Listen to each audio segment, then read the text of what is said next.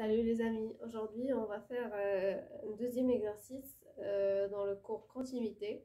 Donc l'exercice est le suivant, f est défini en R, donc on a fx est égal à x plus 1 si x est inférieur strictement à 0. Il est égal à un certain a si x est égal à 0. Fx est égal à 2x moins 1 si x est supérieur à 0. La première question c'est quoi? On va déterminer a pour que la fonction f soit continue à gauche en 0. La deuxième question, on va déterminer a pour que f soit continue à droite en 0. Et puis la troisième question, c'est la fonction f peut-elle être continue en 0? Donc on commence avec la première question. Donc, pour que f soit continue à gauche en 0, donc on suppose que f est continue à gauche en 0. Il faut écrire à gauche en 0. Pour simplifier, je vais juste mettre 0 moins. Mais vous, la rédaction, vous devez la faire d'une manière correcte. On suppose que f est continue à gauche de 0. Ça veut dire quoi? Ça veut dire la limite lorsque x tend vers 0 avec x inférieur à 0 à gauche de 0. Si on a le 0 ici, à gauche de 0, donc x est inférieur à 0. Donc, la limite lorsque x tend vers 0 avec x inférieur à 0 de f de x est égal à f de 0. D'accord? Donc, f de 0, c'est quoi? On a, si x est égal à 0, f de x est égal à a. Donc, f de 0 est égal à a. On a f de 0 est égal à a. D'accord? Donc, maintenant, on va calculer la limite. Et la limite lorsque x tend vers 0 avec x inférieur à 0 de f de x, on va choisir quoi? Fx est égal à quoi dans ce cas? X tend vers 0 avec x inférieur à 0. Donc, si x est inférieur à 0, f de x est égal à x plus 1. Donc, fx est égal à x plus 1. Et pour calculer cette limite, il faut juste remplacer le x par 0. Donc, 0 plus 1, c'est 1. Pour que f soit continue à gauche de 0, donc on a la limite, cette limite-là, elle est égale à f de 0. Donc, f de 0 est égal à a, et la limite est égale à 1. Donc, a doit être égal à 1 pour que f soit continue à gauche en 0. D'accord? Donc, la même chose pour la deuxième question.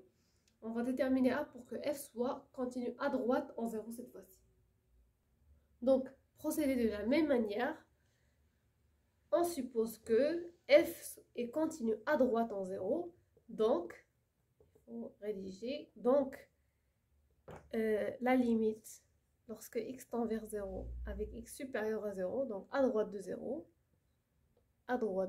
donc x tend vers 0, mais elle est supérieure à 0.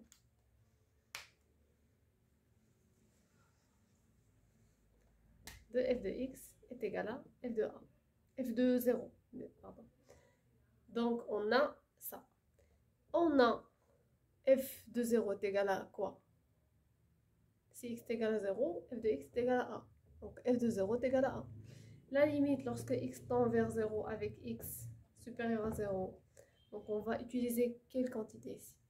Si x est supérieur à 0, donc f de x est égal à 2x moins 1. Donc la limite lorsque x tend vers 0 avec x supérieur à 0, f de x est égal à 2x moins 1. Donc on va remplacer le x par 0.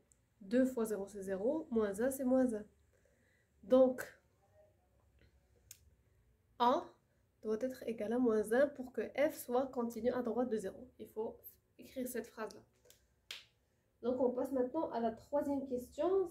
C'est on doit répondre à la question, la fonction f peut-elle être continue en 0?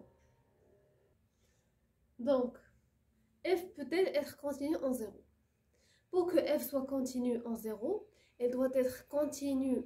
On doit avoir la limite lorsque x tend vers 0 avec x à gauche de 0 doit être égale à x tend vers 0 avec x à droite de 0 est égal à f de 0.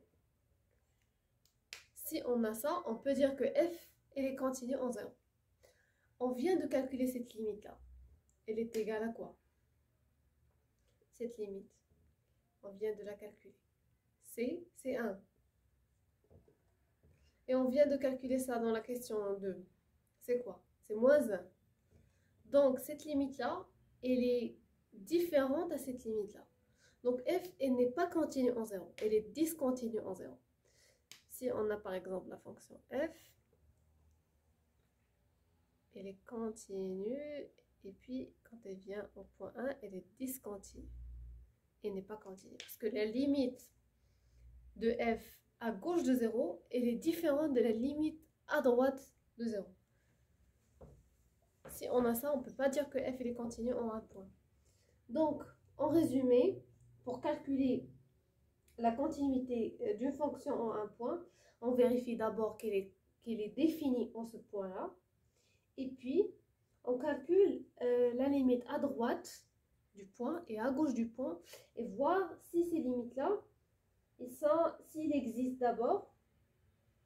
Et puis, vérifier si on a cette limite à gauche est égale à la limite à droite, elle est égale à la fonction f en ce point-là.